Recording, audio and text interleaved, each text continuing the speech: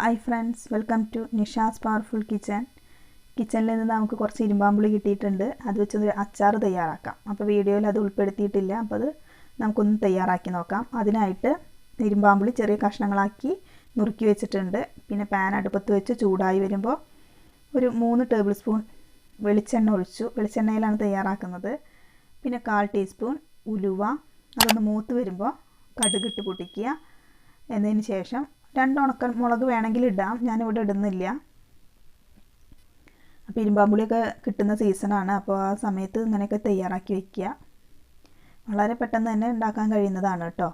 ഇനി നമ്മൾ കുറച്ച് കറിവേപ്പില ഇട്ടു, ഇഞ്ചി ചെറിയ കഷ്ണങ്ങളാക്കി അരിഞ്ഞത്, വെളുത്തുള്ളി, പച്ചമുളക് എന്നിവ ചെറിയ കഷ്ണങ്ങളാക്കി അരിഞ്ഞ് വെച്ചിരുന്നു.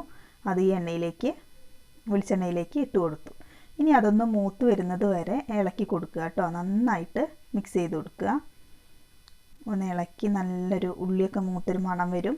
അപ്പോൾ ആ സമയം നമുക്ക് അച്ചാറിലേക്ക് ആവശ്യമുള്ള മസാലകളൊക്കെ ചേർത്ത് കൊടുക്കാം. വളരെ സിമ്പിളായിട്ട് നമുക്ക് വീടുകളിൽ പെട്ടെന്നൊരു അച്ചാർ തയ്യാറാക്കണമെങ്കിൽ ഇരുമ്പാമ്പുളിയൊക്കെ ഉണ്ടെങ്കിൽ പെട്ടെന്ന് തന്നെ തയ്യാറാക്കാം. അപ്പോൾ അതിലേക്ക് 2 ടേബിൾ സ്പൂൺ മുളക് പൊടി.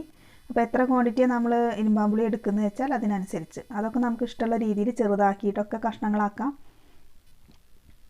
ഇനി നമ്മൾ അച്ചാറിലേക്ക് ചേർത്ത് കൊടുക്കുന്നത് പോലെ ഉലുവയും കടുകും കായൊക്കെ വറുത്ത് പൊടിച്ച പൊടിയാണ് ഇപ്പോൾ ചേർത്ത് കൊടുത്ത മഞ്ഞൾപ്പൊടി എന്നിവയാണ് ഇപ്പം നമ്മൾ ചേർത്ത് കൊടുത്തത്. ഇനി നമുക്ക് നമ്മുടെ ഇരുമ്പാമ്പുളി കഷ്ണങ്ങളാക്കിയത് ഇട്ട് കൊടുക്കാം. ഇതിൽ വെള്ളം ചേർക്കേണ്ട ആവശ്യമൊന്നും വരുന്നില്ല, കാരണം ഇരുമ്പാമ്പുളിയിൽ നിന്ന് തന്നെ ഇനി ഇരയ്ക്കും തോറും വെള്ളം വരും. അപ്പോൾ നമ്മൾ അഡീഷണൽ വെള്ളമൊന്നും ചേർത്ത് കൊടുക്കണ്ട. ഇനി നന്നായിട്ട് ഈ മസാലയായിട്ട് ചേർത്ത് നന്നായി ഇളക്കി കൊടുക്കാം. ഇരുമ്പാമ്പുളി നല്ല ചെറിയ കഷ്ണങ്ങളാക്കിയില്ല കേട്ടോ, കാരണം ഇരിക്കും തോറും അതൊന്നും അലിഞ്ഞു പോവും.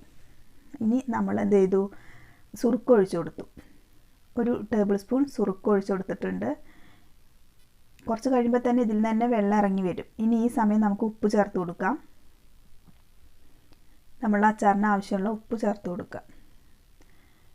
ഇനി നമുക്ക് എന്ത് ചെയ്യാം, ഇതെല്ലാം ഒന്ന് ബാലൻസ് ചെയ്യാൻ ഒരു നുള്ളു പഞ്ചസാര ചേർത്ത് കൊടുക്കാം. എരിവും പുളിയും ഒക്കെ ഒന്ന് ഈക്വലൈസ് ചെയ്യാൻ വേണ്ടിയിട്ട് നമുക്ക് അല്പം പഞ്ചസാര ചേർത്ത് കൊടുക്കാം. ഇത് ഓപ്ഷണലാണ്, വേണമെങ്കിൽ ചേർത്ത് കൊടുത്താൽ മതി. ചേർത്താൽ അതിൻ്റേതായ ഒരു ടേസ്റ്റ് ഉണ്ട്. ഇനി നന്നായിട്ട് അതെല്ലാം കൂടി ഒന്ന് മിക്സ് ചെയ്ത് കൊടുക്കുക. ലാസ്റ്റ് സ്റ്റേജിൽ നമ്മൾ എന്ത് ചെയ്യുക, അല്പം കായത്തിൻ്റെ പൊടി ഒന്ന് സ്പ്രെഡ് ചെയ്ത് കൊടുക്കുക. തീ ഓഫാക്കുക. ഇനി ഒന്ന് ചൂടാറിയതിന് ശേഷം നല്ലൊരു ഭരണിയിലേക്കൊക്കെ ആക്കി വെച്ച് സൂക്ഷിക്കാം. അപ്പോൾ ഇരിക്കും തോറും ഇതിൽ നിന്ന് വെള്ളം വരും. അതുകൊണ്ട് നമ്മൾ വേറെ വെള്ളമൊന്നും ചേർത്ത് കൊടുക്കണ്ട. ഇപ്പോൾ ഡ്രൈ ആയിരിക്കുന്നല്ലോ എന്നൊന്നും വിചാരിക്കേണ്ട. കുറച്ച് കഴിഞ്ഞാൽ അതെല്ലാം പാകമായിക്കോളും. അപ്പോൾ ഇന്നത്തെ വീഡിയോ ഇഷ്ടപ്പെട്ടു കാണുമെന്ന് വിചാരിക്കുന്നു. ഇഷ്ടപ്പെട്ടെങ്കിൽ ലൈക്ക് ചെയ്യുക, സബ്സ്ക്രൈബ് ചെയ്യുക.